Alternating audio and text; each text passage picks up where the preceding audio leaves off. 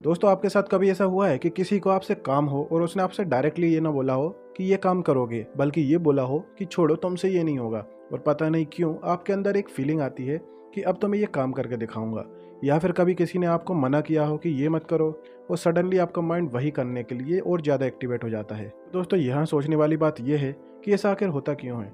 जब कोई हमें पुश करता है तो हम रेसिस्ट करते हैं, लेकिन जब कोई हमें रोकता है तो हम और ज़्यादा इंटरेस्टेड हो जाते हैं।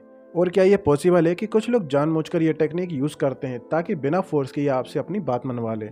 इसलिए आज के वीडियो में हम बात करेंगे रिवर्स साइकोलॉजी के बारे में। एक ऐसी टेक्निक जो आप हर रोज़ देखते हो पर समझते नहीं हो, और जब आप इसे समझ जाते हो तो आप लोगों के बिहेवियर को बिल्कुल अलग नज़रिए से देखने लगते हो। पॉइंट नंबर 1 है रिवर्स साइकोलॉजी आखिर होती क्या है।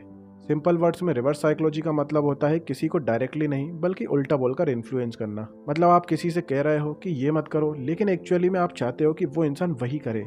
फॉर एग्जाम्पल, अगर आप किसी बच्चे से बोलते हो कि इस रूम में मत आना, तो सबसे पहले वो बच्चा वहीं जाने का ट्राई करता है, क्योंकि ह्यूमन ब्रेन नेचुरली रेस्ट्रिक्शन को चैलेंज करता है। और यहीं से रिवर्स साइकोलॉजी का बेस स्टार्ट होता है।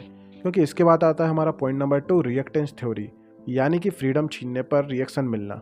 दोस्तों साइकोलॉजी में एक कॉन्सेप्ट है रिएक्टेंस थ्योरी। इसके अकॉर्डिंग जब किसी इंसान को लगता है कि उसका फ्रीडम रेस्ट्रिक्ट हो रहा है, तो वो ऑटोमेटिकली उस रेस्ट्रिक्शन के अगेंस्ट रिएक्ट करने लगता है।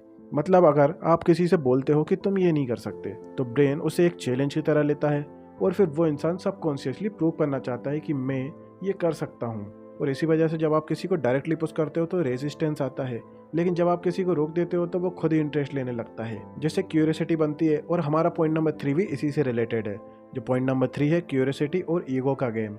यानी कि रिवर्स साइकोलॉजी सिर्फ फ्रीडम का गेम नहीं है, इसमें क्यूरियोसिटी और ईगो भी काम करता है। जब आप किसी को बोलते हो कि छोड़ो ये तुम्हारे बस की बात नहीं है, तो उसके माइंड में दो चीज़ें एक्टिवेट होती हैं, क्यूरियोसिटी और ईगो। क्यूरियोसिटी में आता है आखिर ये चीज़ क्या है, और ईगो में आता है कि मैं क्यों नहीं कर सकता। और जब क्यूरियोसिटी और ईगो कंबाइन होता है तो इंसान ऑटोमेटिकली उस चीज़ की तरफ अट्रैक्ट हो जाता है, और इसी वजह से रिवर्स साइकोलॉजी इतनी इफेक्टिव होती है। और यहीं पे दोस्तों हमारा पॉइंट नंबर 4 आता है कि रिवर्स साइकोलॉजी हमेशा काम क्यों नहीं करती। दोस्तों इंपॉर्टेंट बात यह है कि रिवर्स साइकोलॉजी पावरफुल है, लेकिन हर सिचुएशन में काम नहीं करती, क्योंकि सब लोग सेम माइंडसेट के नहीं होते और वो हमेशा सेम रिएक्ट नहीं करते। अगर कोई इंसान ऑलरेडी कॉन्फिडेंट और अवेयर है तो वो समझ सकता है कि सामने वाला उसको मैनिपुलेट कर रहा है, और वो अपोजिट रिएक्ट भी कर सकता है। इसलिए रिवर्स साइकोलॉजी एक टूल है, मैजिक ट्रिक नहीं। लेकिन इसका यूज़ कैसे करना है ये आप पे डिपेंड करता है। क्योंकि पॉइंट नंबर 5 में हम समझेंगे कि रिवर्स साइकोलॉजी का यूज़ आप दो तरह से कर सकते हो। पॉजिटिव वे, यानी कि मोटिवेट करने के लिए, और नेगेटिव वे यानी कि मैनिपुलेट करने के लिए। अगर आप इसे किसी को पुश करने के लिए यूज़ करते हो, जैसे कि मोटिवेशन, तो ये बाकी हेल्पफुल है। लेकिन अगर आप इससे किसी को कंट्रोल या मैनिपुलेट करने के लिए यूज़ करते हो तो ये टॉक्सिक बिहेवियर बन सकता है।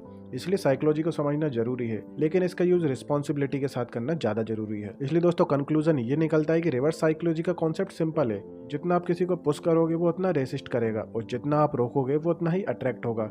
क्योंकि ह्यूमन ब्रेन अपनी फ्रीडम, ईगो और क्यूरियोसिटी को प्रोटेक्ट करता है, और इसी वजह से कभी कभी उल्टा बोलना सीधा रिजल्ट दे देता है। वैसे दोस्तों एक और इंटरेस्टिंग चीज़ ये है कि कई बार लोग रिवर्स साइकोलॉजी का इफेक्ट इसलिए फील करते हैं क्योंकि वो ऑलरेडी अंदर से बिलीव करते हैं कि मैं शायद इतना कैपेबल नहीं हूँ। मतलब वो खुद को ही अंडर एस्टिमेट करते रहते हैं। लेकिन क्या आपको पता है कि सेल्फ डाउट और अंडर एस्टिमेशन के पीछे भी स्ट्रॉन्ग साइकोलॉजिकल रीजन होता है। और अगर आप जानना चाहते हो कि लोग खुद को अंडर एस्टिमेट क्यों करते हैं, तो हमारा नेक्स्ट वीडियो जरूर देखें। Thank you for watching.